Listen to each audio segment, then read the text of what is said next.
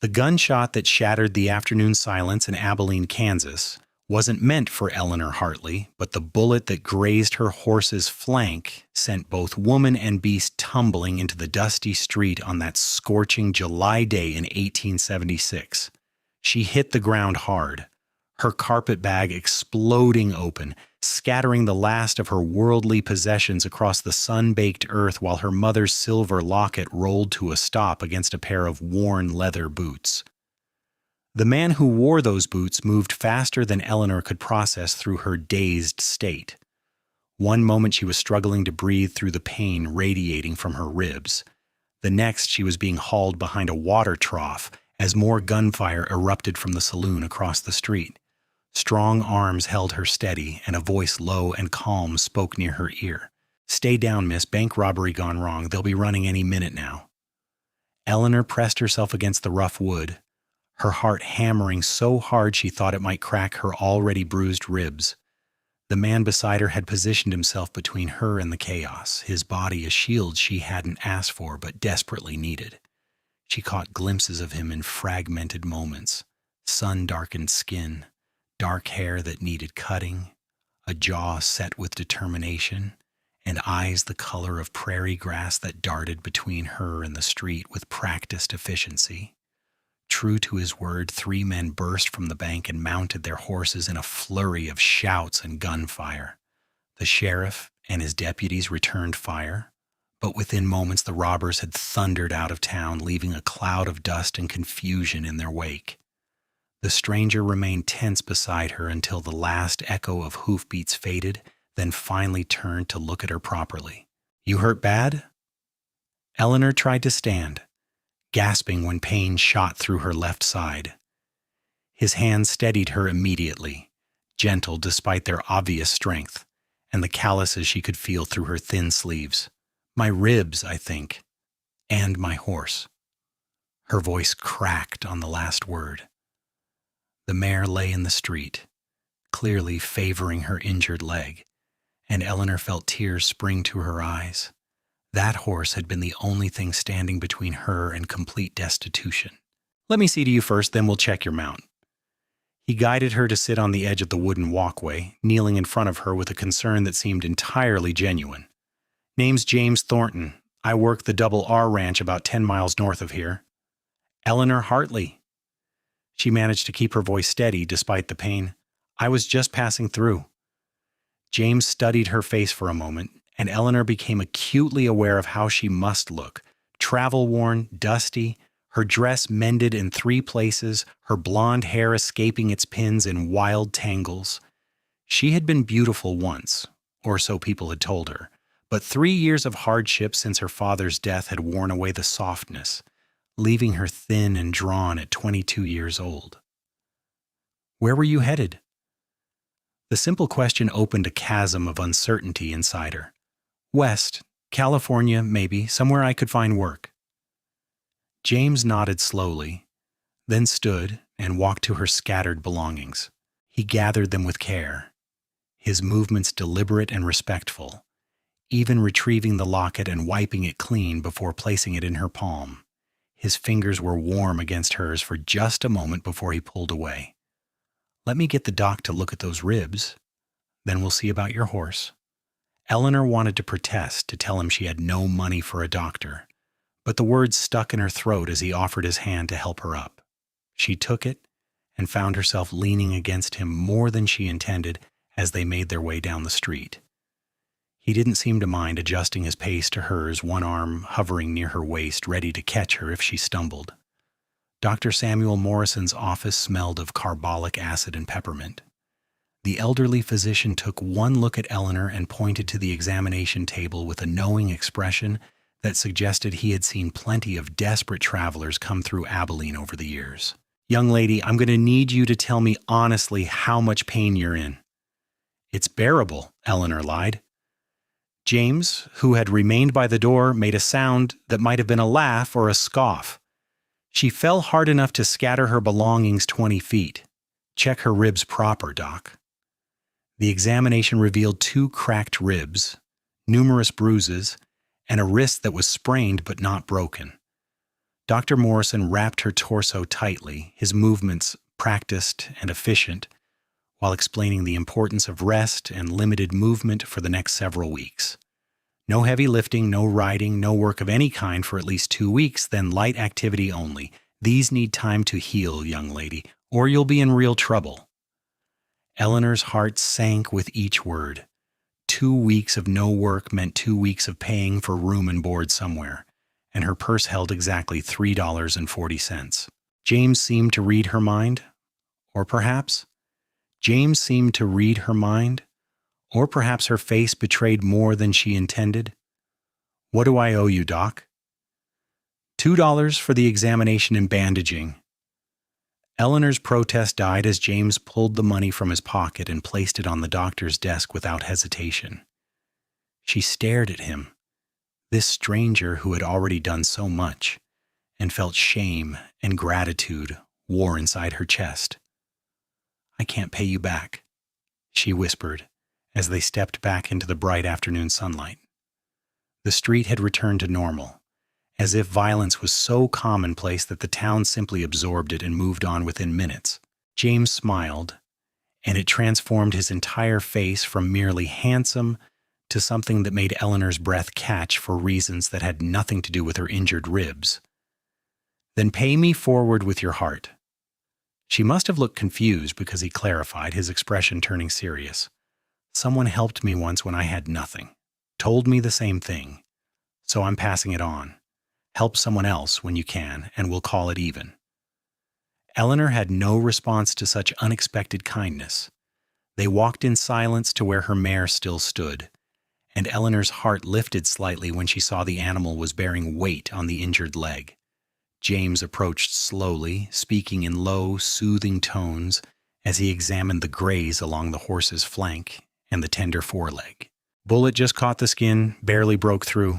Legs bruised from the fall, but nothing broken. She'll need rest same as you, though. No riding for a while. I need to find somewhere I can afford to stable her. Eleanor did the math in her head and came up with impossible numbers. The horse ate, she needed a room, and she had almost nothing to work with. Here's what we're going to do. James stood and faced her, his expression brooking no argument even though his tone remained gentle. My boss at the Double R, Mr. Robert Redding, he and his wife are good people. They've got stable space and they're always looking for help around the main house. Nothing too strenuous, mind you. Cooking, mending, light housekeeping. The kind of thing you could manage even with those ribs healing. Eleanor shook her head before he finished speaking. I couldn't impose like that. You've already done too much. It's not an imposition. Mrs. Redding has been complaining for months about needing another pair of hands, especially with her arthritis getting worse. You'd be doing them a favor. He paused, studying her face. And you need somewhere safe to heal. Abilene's not exactly gentle to women alone with no resources. The truth of his words settled over Eleanor like a weight. She had already encountered enough trouble on her journey west to know that a woman alone was vulnerable in ways that terrified her. The thought of staying in town with her dwindling funds and injured body made her stomach clench with anxiety. Why are you helping me? The question emerged more plaintive than she intended. James considered this for a long moment, his green eyes distant. My sister. She died 3 years back, trying to make it on her own after our parents passed. She was proud, wouldn't ask for help, wouldn't take charity. By the time someone found her, she had been sick and alone in a boarding house for 2 weeks, too weak to even call out. His jaw tightened. I swore after that I wouldn't let pride or propriety stop me from helping someone who needed it. Eleanor felt tears sting her eyes again, but this time she let them fall. I'm sorry about your sister. Me too. So let me do this, Miss Hartley. For her, if not for yourself. She nodded, not trusting her voice, and accepted his arm as he guided her toward the livery stable to arrange transport for her horse. The liveryman, a gruff man named Pete, who smelled of hay and horse sweat, agreed to bring the mare out to the Double R the following day once she had rested from the afternoon's trauma. James borrowed a horse and small wagon from Pete, helping Eleanor onto the seat with careful hands that seemed constantly aware of her injuries. The sun had begun its descent toward the horizon, painting the endless Kansas sky in shades of gold and crimson as they rolled out of Abilene. The prairie stretched in all directions, an ocean of grass that rippled in the warm breeze, and Eleanor found herself breathing easier despite her pain. "Tell me about yourself," James said after a few miles of companionable silence. "Where are you from originally?" "Pennsylvania, small town outside Philadelphia. My father was a printer. My mother died when I was 12. Eleanor surprised herself by continuing. Something about James invited confidence, or perhaps she was simply too tired and hurt to maintain her usual guardedness. "Father passed 3 years ago, left debts I didn't know about. I lost the house, the shop, everything. I've been working where I can since then, trying to save enough to start over somewhere new." "That's hard. I'm sorry you went through all that alone." "What about you? Have you always been in Kansas?" James shook his head, his hands steady on the reins. "Tennessee originally. Came west after the war. Lost too much back home. Needed a fresh start. Mr. Redding hired me on when I didn't have 2 coins to rub together. Taught me ranching, gave me purpose again." He glanced at her with a slight smile. "So I know what it's like to need that second chance." The Double R Ranch appeared as the sun touched the horizon, sprawling across a valley with impressive buildings that spoke of prosperity and careful management. The main house was 2 stories of solid construction, with a wide porch that wrapped around 3 sides. Barns and outbuildings dotted the property, and Eleanor could see cattle grazing in distant pastures, dark shapes against the darkening land. A woman emerged from the house as they pulled up, wiping her hands on her apron. She was perhaps 50, with iron gray hair pulled back severely and a face that might have been stern if not for the warmth in her eyes. "James Thornton, you are late for supper, and Mr. Redding was about to send someone to town looking for you." "Sorry, Mrs. Redding. Had an unexpected situation." He hopped down from the wagon and moved to help Eleanor, supporting her as she climbed down slowly. "This is Miss Eleanor Hartley. She got caught in that bank robbery mess this afternoon, took a fall that cracked her ribs. Her horse is injured too, being brought out tomorrow. I was hoping you might have that housekeeping position available still." Mrs. Redding's expression shifted from curiosity to concern, and then to something calculating and kind all at once. She stepped closer, taking in Eleanor's bandaged state and travel-worn appearance with shrewd eyes that missed nothing. "Can you cook, dear?" "Yes, ma'am." "And sew, clean? Keep books if needed." "When can you start?" Eleanor blinked at the abruptness of the question. "I should be able to do light work starting tomorrow, according to the doctor." "Good. We've got a spare room off the kitchen that's yours if you want it. Meals included, $3 a week plus room and board once you're working full-time, $2 while you're healing up and doing what you can manage. Sundays off unless there's something urgent. That agreeable?" It was more than agreeable. It was a miracle. "James, show her to the room and then get." "James, show her to the room and then get yourself to the bunkhouse to clean up." "Supper in 30 minutes, Miss Hartley, and you'll meet Mr. Redding then." The room was small but clean, with a narrow bed covered in a faded quilt, a washstand, a chest of drawers, and a window that looked out toward the barns. To Eleanor, who had spent the last several weeks sleeping in haylofts and cheap boarding houses, it looked like luxury. James set her carpet bag on the chest and turned to leave, pausing in the doorway. "Get some rest. I'll see you at supper." "James." He turned back, and Eleanor searched for words adequate to express what she felt. "Thank you for everything." That smile again, the one that did strange things to her pulse. "You're welcome, Eleanor. I'm glad I was there today." After he left, Eleanor sank onto the bed and let herself simply breathe for the first time since the gunshot that had upended her afternoon. Her ribs ached, her wrist throbbed, and exhaustion pulled at her like a physical weight. But underneath it all was something she had not felt in 3 long years: hope. Supper was a lively affair around a long table in the main house's dining room. Mr. Robert Redding was a barrel-chested man in his mid-50s with a booming laugh and calloused hands that spoke of a lifetime of hard work. He presided over the meal with jovial authority while his wife served pot roast, potatoes, and vegetables to Eleanor, James, and 4 other ranch hands who had been invited to eat at the main house that evening. The men were polite but curious, stealing glances at Eleanor that she pretended not to notice. James sat across from her, and she found herself acutely aware of his presence throughout the meal. The way he laughed at Mr. Redding's stories, the competent way he handled himself in conversation, the occasional concerned glance he sent her way as if checking that she was managing all right. "So, Miss Hartley," Mr. Redding said as Mrs. Redding served apple pie for dessert, "James tells me you were caught up in that bank robbery mess today. You're lucky it wasn't worse. Those boys have been terrorizing towns all across Kansas for the past 2 months. Sheriff's getting desperate to catch them."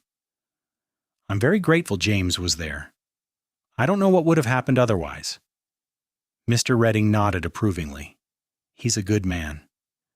Saved my life 2 years back when I got thrown from my horse and broke my leg out in the far pasture, stayed with me for hours until help came, kept me from bleeding out. He's like a son to us now." Eleanor saw James duck his head at the praise, a faint flush creeping up his neck, and found herself smiling despite her exhaustion. After the meal, Mrs. Redding shooed her back to her room with instructions to rest, and Eleanor did not argue. She fell asleep almost before her head hit the pillow, her last waking thought of green eyes and a smile that promised safety in a dangerous world. The next days fell into a rhythm that felt surreal in its normalcy. Eleanor woke each morning to the sounds of the ranch coming to life. Cattle lowing, men calling to each other, horses whinnying in the corrals. She helped Mrs. Redding with breakfast, despite protests about her ribs, finding that the work, while uncomfortable, was manageable if she moved carefully. Her mare, whom she had named Penny for the copper color of her coat, arrived as promised and settled into a stall in the main barn. Eleanor visited her twice daily, and often found James there too, checking on the horse's recovery with the same careful attention he seemed to give everything.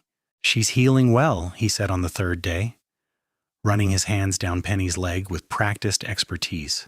"Another week, and she'll be ready for light riding. 2 weeks, and she'll be good as new." Eleanor stroked Penny's soft nose, grateful beyond words that the injury had not been worse. "You know horses well?"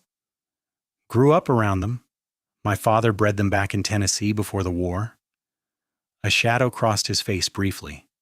"That feels like someone else's life now." "Do you ever miss it? Home, I mean?" James straightened, leaning against the stall door beside her. They were standing close in the confined space, close enough that Eleanor could smell leather and hay and something else, something uniquely him that made her heart beat faster. "Sometimes. But I'm building something new here. That matters more than mourning what I lost." He looked at her intently. "You understand that, I think." She did. More than she could easily express. They stood in comfortable silence for a moment before James cleared his throat and stepped back slightly. "I should get back to work. We're moving cattle to the north pasture today." Eleanor found herself disappointed at his departure, a feeling that seemed to grow stronger each day. She was becoming attached to James Thornton in ways that both thrilled and terrified her. He was kind, certainly, but more than that, he was good. Genuinely, deeply good in a way she had rarely encountered. He worked hard, treated everyone with respect, and had a quiet strength that made her feel safe without making her feel weak. And he was handsome. That fact became impossible to ignore as she watched him work over the following days. She found excuses to be near the corrals when he was training horses, marveling at his patience and skill. She noticed the way his shirt pulled across his shoulders when he lifted heavy supplies, the way sweat made his dark hair curl at his temples, the easy grace of his movements despite his size and strength. But more than physical attraction, she found herself drawn to who he was as a person. He was the first to volunteer when someone needed help, the last to take credit for his accomplishments. He joked easily with the other hands, but never at anyone's expense. He treated Mrs. Redding with the kind of respect and affection one would show a beloved mother, and Mr. Redding clearly valued his opinion on ranch matters despite James being younger than most of the other men.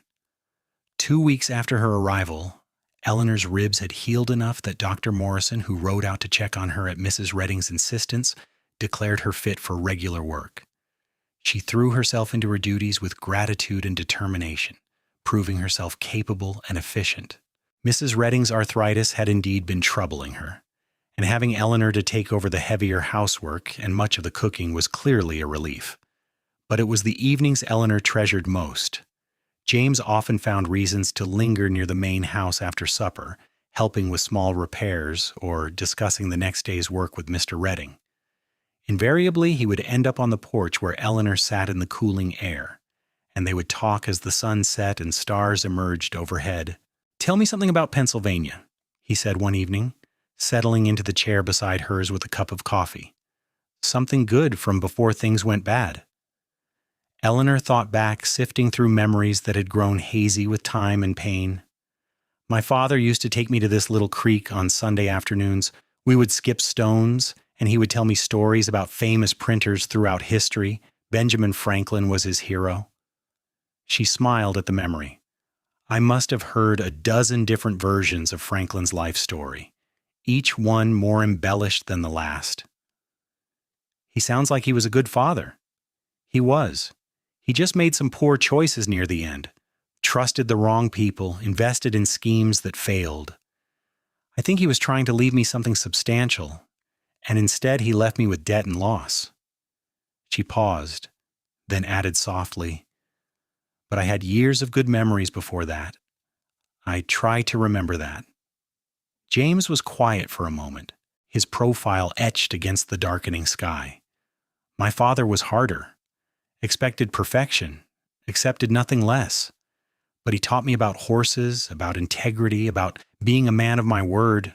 I'm grateful for that, even if our relationship wasn't easy." "Is he still in Tennessee?" "Died in the war. Mother passed shortly after, just gave up, I think. My sister tried to hold things together, but she was only 19 and everything fell apart anyway." His jaw tightened. "I should have been there. Should have come back sooner." Eleanor reached out without thinking, placing her hand over his where it rested on the chair arm. "You can't blame yourself for that. Sometimes circumstances just overwhelm us no matter how hard we try."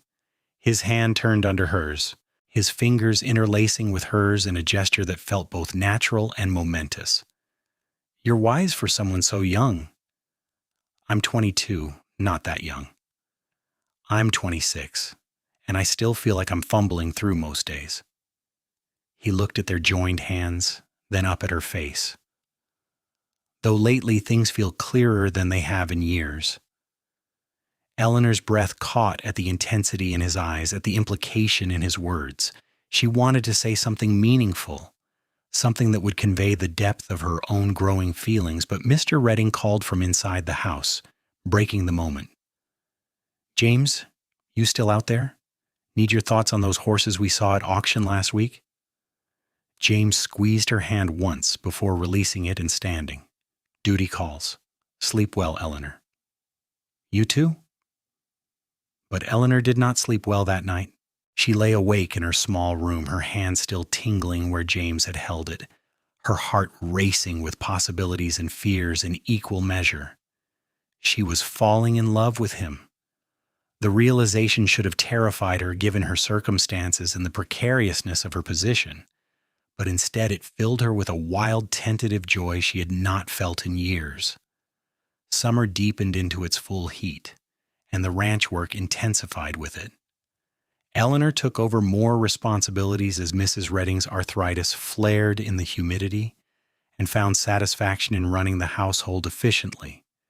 She learned the preferences of all the ranch hands, started planning meals a week in advance, and even began helping Mr. Redding with the ranch books when he discovered her neat handwriting and skill with figures. James remained a constant presence, their friendship deepening with each passing day. They fell into an easy intimacy that Eleanor treasured. Private smiles across crowded rooms, hands brushing as they passed each other, conversations that stretched late into the evening about everything and nothing. He had not kissed her, had not even explicitly declared his feelings, but Eleanor felt his regard in 1,000 small gestures and unspoken moments. In late August, a traveling preacher came through the area, and Mrs. Redding insisted everyone attend the Sunday service being held in town. Eleanor, dressed in her best dress, a faded blue cotton that had seen better days but was at least clean and mended, and found herself seated in the wagon between James and one of the younger ranch hands for the ride to Abilene. The church was packed with ranchers and townspeople, the air stifling despite the open windows.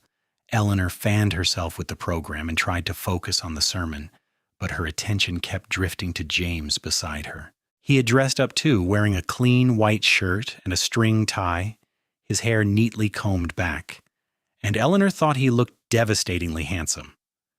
After the service, people milled about outside, catching up on news and gossip.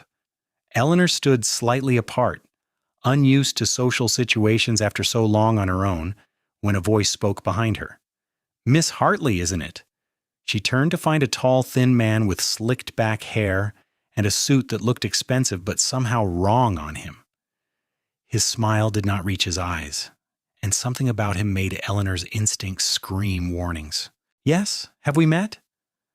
"Not formally. I'm Richard Cartwright. I own the bank here in Abilene." His smile widened slightly. "I heard about your unfortunate introduction to our town. I do hope you've recovered from your injuries." "I have, thank you." "Excellent. And I understand you're working out at the Double R now. Redding's fortunate to have found competent help." His eyes traveled over her in a way that made her skin crawl. "If you ever find yourself in need of other opportunities, I'm always looking for capable people. Better pay than ranch work, I'd imagine." Before Eleanor could respond, James appeared at her elbow, his expression pleasant but his eyes hard. "Cartwright. Didn't expect to see you at church." "Thornton, I attend when the Spirit moves me." Cartwright's smile took on an edge. "I was just telling Miss Hartley about employment opportunities in town." "She's happy where she is." James's voice was flat, brooking no argument. "Well, if circumstances change." Cartwright tipped his hat to Eleanor, ignored James entirely, and strolled away. Eleanor looked up at James, noting the tension in his jaw. What was that about? "Cartwright's a snake. He's been trying to buy out Mr. Redding's land for years, always with veiled threats and underhanded tactics. And he has a reputation with women that's less than savory." His eyes met hers. "Stay away from him, Eleanor, please." The concern in his voice touched her deeply. "I have no interest in his offers, whatever they might be. I'm content at the Double R." Some of the tension left James's shoulders. "Good, that's good." They rode back to the ranch in companionable silence, but Eleanor noticed James seemed preoccupied, his brow furrowed in thought. That evening, instead of their usual porch conversation, he asked if she would take a walk with him. They strolled toward the creek that ran through the southern edge of the property, the setting sun painting everything gold and crimson. "Eleanor, I need to tell you something." James stopped near the water's edge, turning to face her. "I've been trying to find the right words for weeks now, but I'm not sure there is a right way to say this." Eleanor's heart began to pound. "You can tell me anything." He took a deep breath, and she watched his hands clench and unclench at his sides. "I'm in love with you. I think I started falling that first day in Abilene, watching you try to be strong even though you were hurt and scared and alone. Every day since then has just made me more certain." He paused, his eyes searching her face. "I know I'm just a ranch hand with not much to offer, and you might not feel the same way, but I couldn't keep it to myself anymore." Joy flooded through Eleanor so intensely it took her breath away. "James, I love you too. I have for weeks. I was afraid to say anything, afraid you might just see me as another obligation, another person you helped out of kindness." "No." He stepped closer, his hands coming up to cup her face with infinite gentleness. "Never that. You're not an obligation, Eleanor. You're everything I didn't know I was looking for." When he kissed her, it felt like coming home. His lips were warm and soft, his touch reverent, and Eleanor melted into him with a sigh that came from somewhere deep in her soul. They stood wrapped in each other as the sun set completely and stars emerged overhead, kissing with the kind of desperate tenderness that comes from two lonely people finding unexpected connection. "Marry me," James murmured against her lips. "I know it's fast. I know we haven't known each other long, but I'm sure, Eleanor, I've never been more sure of anything. Yes. She laughed through sudden tears. Yes, absolutely yes. They kissed again, and Eleanor felt the last walls around her heart crumble completely. She had spent 3 years being strong, being independent, trusting no one, and relying only on herself, but this was different. James was not asking her to be weak or dependent. He was offering partnership, love freely given and freely received. When they finally returned to the main house, Mrs. Redding took one look at their joined hands and tear-stained faces and let out a delighted laugh. "About time, you two. I was beginning to think I'd have to lock you in a room together until you figured it out." Mr. Redding was equally pleased, pumping James's hand enthusiastically and kissing Eleanor's cheek with fatherly affection. "Couldn't be happier for you both. When's the wedding?" "As soon as we can arrange it," James said firmly. "No point waiting when we're both sure." They were married 4 weeks later in the same church where the traveling preacher had spoken, with most of Abilene and the surrounding ranches in attendance. Eleanor wore a dress Mrs. Redding had helped her sew from new fabric, simple white cotton with lace at the collar that made her feel beautiful for the first time in years. James wore his Sunday best and looked at her as if she were the most precious thing in the world. The ceremony was brief but heartfelt, and when the preacher pronounced them husband and wife, James kissed her with such joy that the assembled crowd burst into applause and cheers. The celebration afterward was held at the Double R, with tables set up in the yard, fiddlers playing, and enough food to feed half of Kansas. Eleanor danced with her husband under the stars, held safe in his arms, and marveled at how completely her life had transformed in just 3 months. She had arrived in Abilene with nothing but $3 and a desperate hope for survival. Now she had a home, work she enjoyed, people who cared about her, and a man who loved her with his whole heart. "What are you thinking?" James murmured as they swayed to a slow song, her head resting against his shoulder. "That I'm the luckiest woman alive. That I can't believe this is real." "It's real. I'll spend every day proving it to you." He pulled back slightly to look at her face. "I love you, Eleanor Thornton." Her new name sent a thrill through her. "I love you too." They spent their wedding night in the small house Mr. Redding had offered them on the far edge of the property, a 2-room cabin that had been used for storage but which the ranch hands had cleaned and furnished as their wedding gift. It was simple but cozy, and Eleanor loved it immediately. James carried her over the threshold, both of them laughing, and set her down gently in the main room. The laughter faded as they looked at each other, the weight of the moment settling over them. This was the beginning of their real life together, the first night of a journey they would take side by side. "I want you to know," James said softly, taking her hands in his, "we can take this as slow as you need. There's no rush. I just want you to be comfortable." Eleanor's heart swelled with love for this gentle, considerate man. She reached up to cup his face, drawing him down for a kiss that started tender but quickly deepened into something more passionate. "I'm not afraid, James. I trust you completely."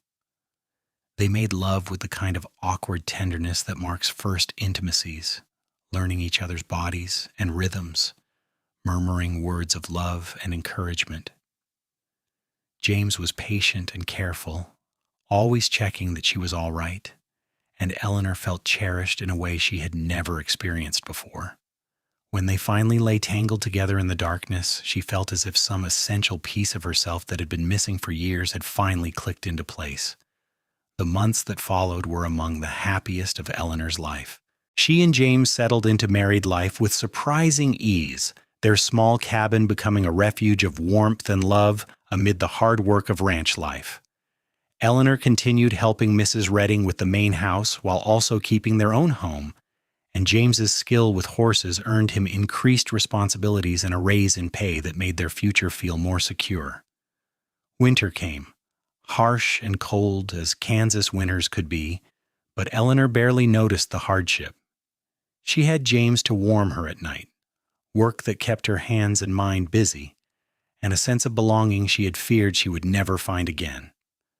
Christmas was celebrated with the entire ranch gathering at the main house for a feast that lasted well into the evening, and Eleanor contributed her mother's recipe for gingerbread that was declared the best anyone had ever tasted. In February, Eleanor realized she had missed her monthly courses twice.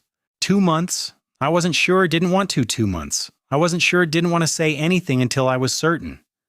You're certain now. I can see it in your face. Mrs. Redding smiled warmly. Does James know? Not yet. I wanted to be sure before I told him. Tell him tonight, he'll be over the moon. Eleanor took Mrs. Redding's advice, preparing James's favorite meal and waiting until they were alone in their cabin before broaching the subject. She had not anticipated being quite so nervous, her hands shaking as she cleared the dishes. Eleanor, what's wrong? James was at her side immediately, concern etched in every line of his face. Are you ill? No, not ill. The opposite, actually. She took a deep breath and met his eyes. I'm pregnant, James. We're going to have a baby. For a moment, he just stared at her, his expression frozen in shock. Then a slow, wondering smile spread across his face, transforming him. A baby? Really? Really. He let out a whoop of joy that probably carried all the way to the main house and swept her into his arms, spinning her around before carefully setting her down as if she were made of glass. We're having a baby. I'm going to be a father. He kissed her deeply, his hands cradling her face. I love you so much. Thank you. I think we both had something to do with this. Eleanor laughed, giddy with relief and joy at his reaction. The pregnancy progressed smoothly, though Eleanor found herself tired more easily and had to cut back on some of her heavier work. Mrs. Redding was delighted to fuss over her, and even Mr. Redding became solicitous, insisting she rest whenever possible. James was almost comically protective, hovering near her constantly and worrying over every twinge and discomfort. I'm not fragile, Eleanor protested one evening, as he insisted on helping her with tasks she could easily manage herself. I know, but humor me. I've never done this before, and I'm terrified of something going wrong. His honesty disarmed her completely. She pulled him down to sit beside her, taking his hand and placing it on her slightly rounded belly. Everything's fine, we're both fine, but I love that you care so much.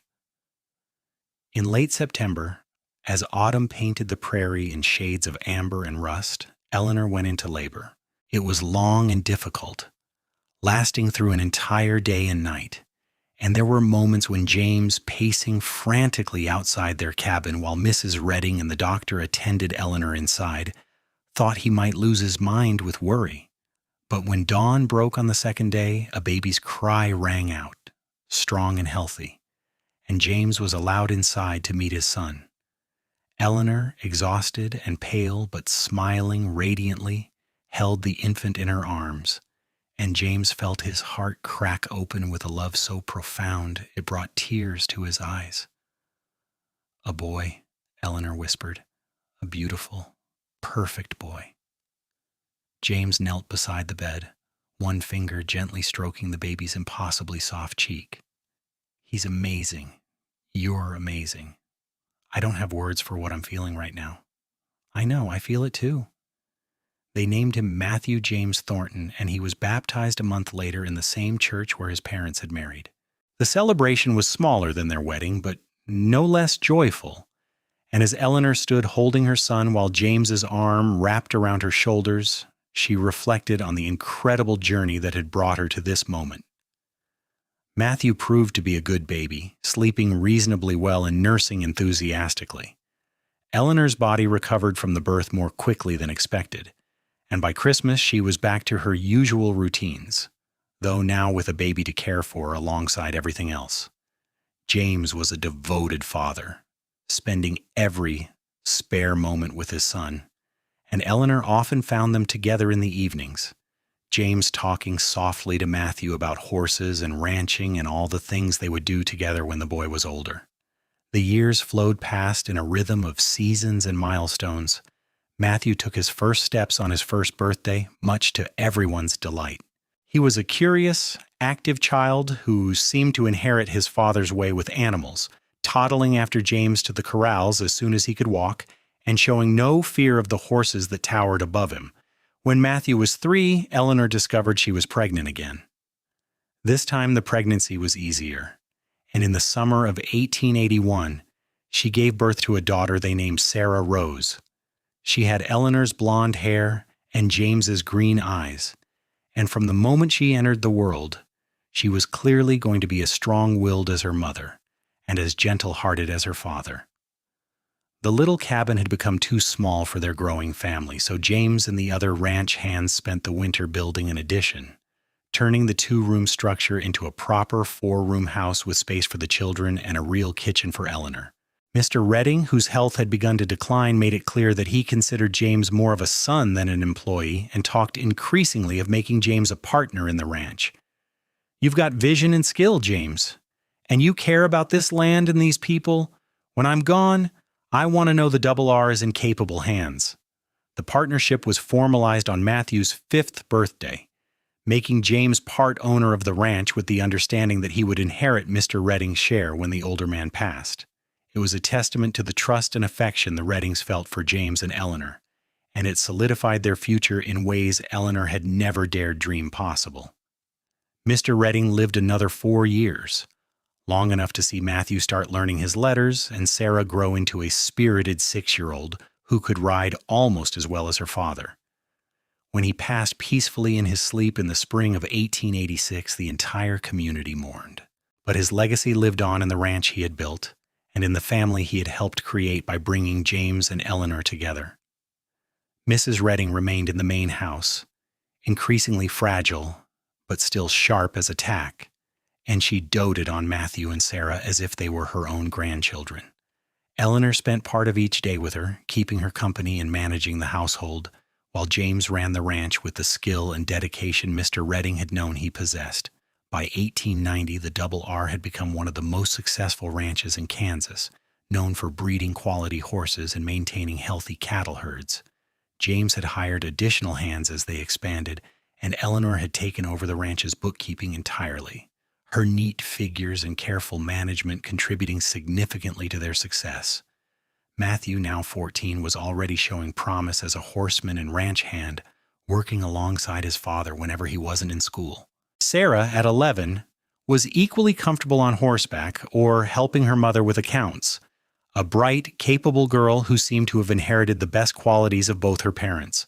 On a warm evening in late May, Eleanor and James sat on the porch of their house watching the sun set over land that was now partly theirs. The children were at the main house with Mrs. Redding, who had requested their company for supper, giving their parents a rare evening alone. "Do you ever think about that day in Abilene?" Eleanor asked, her hand finding James's as naturally as breathing. "When the bullet grazed Penny and I fell?" "All the time. Best day of my life, in a strange way." James lifted her hand to his lips, kissing her knuckles gently. "Everything good I have now started with finding you in that dusty street. I was so scared, hurt and alone, and convinced things couldn't get worse." She leaned her head on his shoulder. "Then you were there, and somehow I knew everything would be all right. Even before I knew your name, I felt safe. I meant what I said that day, about paying it forward." "I know you did. And we have, haven't we? How many people have we helped over the years?" It was true. They had made it a practice to extend help to those in need, offering work to drifters down on their luck, providing meals to families struggling through hard times, even taking in a young widow and her children for 6 months while she got back on her feet. They had never forgotten what it was like to have nothing, and they used their blessings to bless others. "I love you, Eleanor Thornton, more now than even on our wedding day, if that's possible." "It's possible. I feel the same way." She turned her face up to his, and he kissed her with the familiarity of 15 years together, but also with the passion that had never dimmed. "I love you, James. Thank you for saving me." "You saved me, too. We saved each other." They sat in comfortable silence as stars began to appear overhead, the vast Kansas sky stretching endlessly above them. In the distance, they could hear cattle lowing and horses moving in the corrals, the sounds of the life they had built together. The prairie breeze carried the scent of grass and wildflowers, and somewhere a night bird called its lonely song. Eleanor thought about the woman she had been at 22, desperate, alone, convinced that happiness was something that happened to other people. That woman would have been astonished to see what her life had become. Not just the material success, though that was certainly beyond anything she had imagined, but the deep contentment that came from being truly known and truly loved. James had kept his word in every way that mattered. He had taken her whispered admission that she could not pay him back and transformed it into something beautiful, a philosophy of generosity and forward-looking kindness that had shaped both their lives and touched countless others. They had built not just a ranch, but a legacy of compassion that their children were already learning to carry forward. "What are you thinking about?" James asked, reading her mood with the intuition born of years together. "Just how grateful I am. For you, for our children, for this life. I never knew I could be this happy." "Me neither. I was surviving before you, Eleanor, just getting through each day, but you gave me a reason to truly live again." He paused, then added softly, "You gave me a family. You gave me a home. You gave me everything." Tears pricked Eleanor's eyes, but they were tears of joy rather than sorrow. She had cried enough sad tears in her younger years to last a lifetime. These days her tears were almost always happy ones, tears at watching her children achieve new milestones, tears at James's unwavering devotion, tears at the simple beauty of an ordinary moment transformed by gratitude. The door to the main house opened in the distance, and they could see Matthew and Sarah walking toward them, their figures silhouetted against the lamplight. Matthew was telling Sarah something that made her laugh, the sound carrying across the yard, and Eleanor felt her heart swell with maternal pride and love.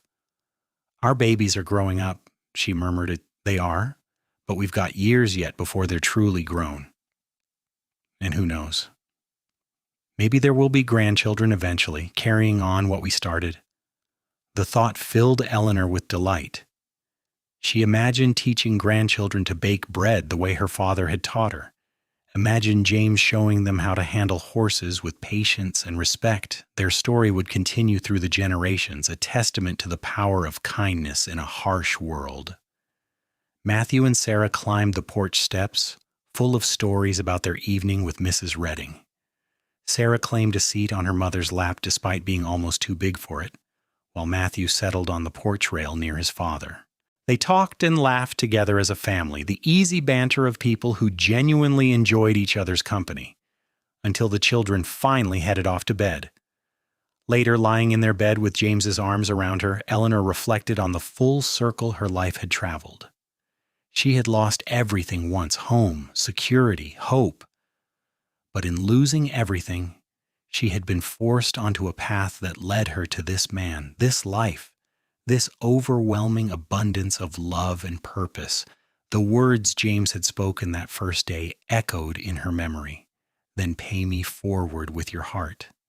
She had done exactly that, giving him her heart fully and receiving his in return. But they had also taken those words literally, paying forward the kindness they had received by extending it to others whenever possible.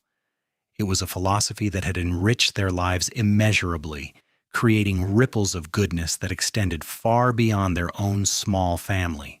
Eleanor knew that somewhere out there, people whose names they might never know had benefited from their generosity, just as she had benefited from James's decision to help a stranger in need all those years ago.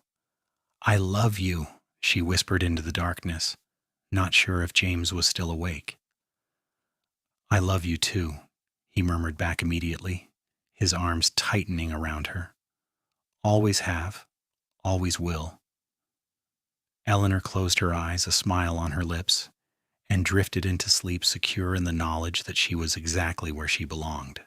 The scared, desperate woman who had fallen into the dust of an Abilene street no longer existed.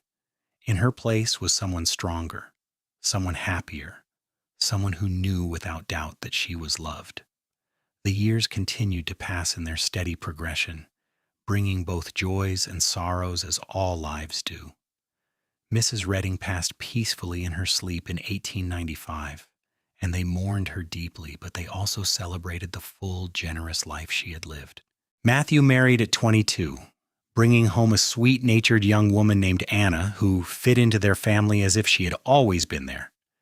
Sarah proved to have a gift for teaching, and at 17 she began working at the small school that had been built in Abilene, educating the next generation of Kansas children. James's hair began to show silver at the temples, and Eleanor noticed lines around her eyes that had not been there before, but they wore their age with grace. They had earned every gray hair and every wrinkle through years of honest work and genuine living, and they regretted nothing. By 1898, Matthew and Anna had given them their first grandchild, a boy they named Robert, after Mr. Redding. Eleanor held the infant in her arms and thought of that day in Abilene 22 years earlier when James had knelt beside her in the dust and offered help with no expectation of repayment. This child, her grandson, existed because of that single act of kindness. The thought was humbling and beautiful in equal measure. James, watching her cradle their grandson, pulled her close and kissed her temple. "Our legacy," he said softly. "Not just the ranch, but this. Love passed down through generations." Eleanor nodded, unable to speak through the emotion clogging her throat. She had never imagined in those desperate days of her early 20s that she would live to see grandchildren, that she would have built something so lasting and good. But here she was, blessed beyond measure, surrounded by family and security and love. Sarah married 2 years later, choosing a school teacher from a neighboring town who shared her passion for education. They settled nearby, close enough for frequent visits, and Sarah continued teaching while also starting a small lending library that brought books to children across the county. Eleanor saw her daughter's work as another form of paying it forward, spreading knowledge and opportunity to those who might not otherwise have access. The Double R continued to prosper under James's management, adapting to the changing times as the 19th century gave way to the 20th. They added new breeding stock, experimented with different cattle management techniques, and weathered economic downturns through careful planning and the goodwill they had built up in the community over decades. Through it all, James and Eleanor remained partners in every sense of the word. They consulted each other on major decisions, supported each other through difficulties, and never took for granted the love that had sustained them through more than 25 years of marriage. They still sat on their porch most evenings, hands clasped, watching sunsets that never seemed to lose their beauty. "Do you remember," Eleanor said one evening in the spring of 1901, "when you asked me to marry you by the creek? You said you had never been more sure of anything." I remember every detail of that night. Why do you ask?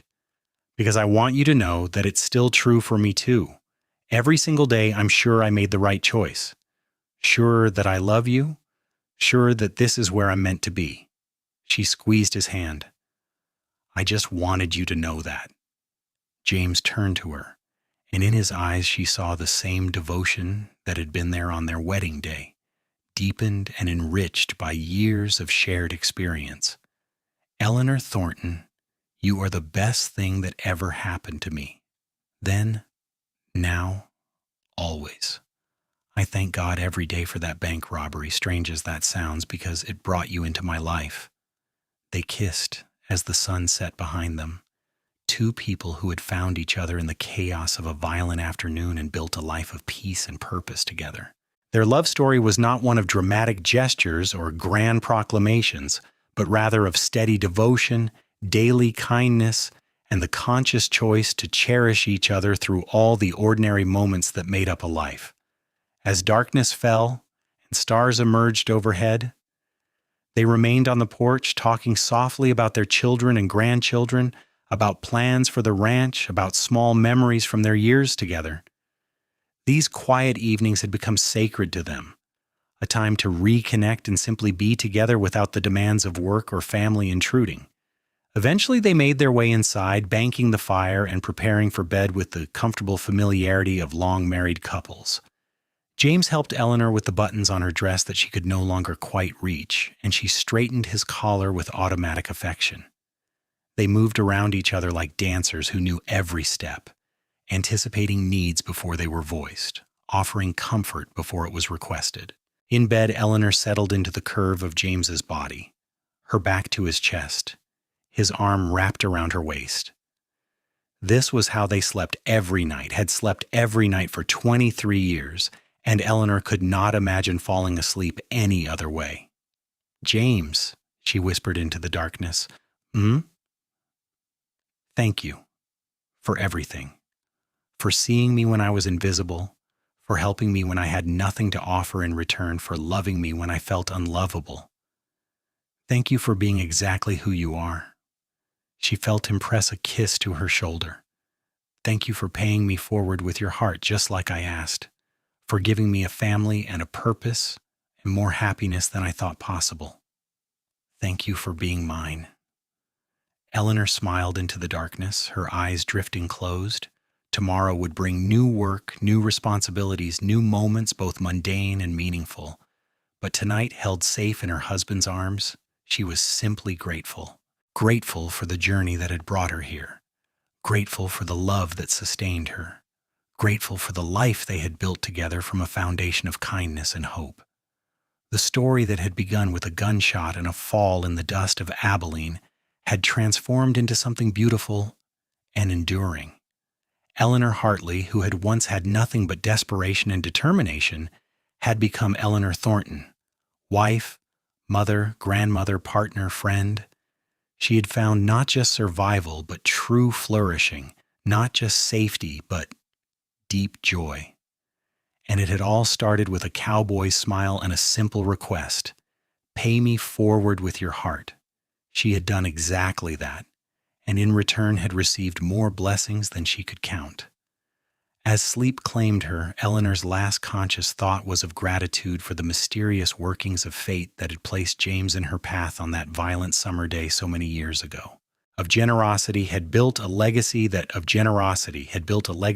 would outlast them both. What had begun with a chance encounter and an act of compassion had blossomed into a life of meaning, purpose, and abiding love. The cowboy and the woman he saved had found their happily ever after, not in some distant fairy tale kingdom, but right here on the Kansas prairie, where the grass grew tall and the sky stretched endlessly overhead. And every sunset they watched together was a reminder of how far they had come, how much they had built, and how deeply they loved each other still. Their story, like all the best love stories, was one of transformation. Two broken people made whole through love, two lonely souls finding home in each other, two hearts learning that the greatest riches in life could not be bought or earned, but only given and received with open hands and grateful spirits. And so they lived, loved, and thrived together, their happiness complete, their future secure, their hearts forever bound by the promise made on a dusty street in Abilene: "I cannot pay you back, then pay me forward with your heart." It was a promise kept, a love honored, and a life well lived in every way that truly mattered.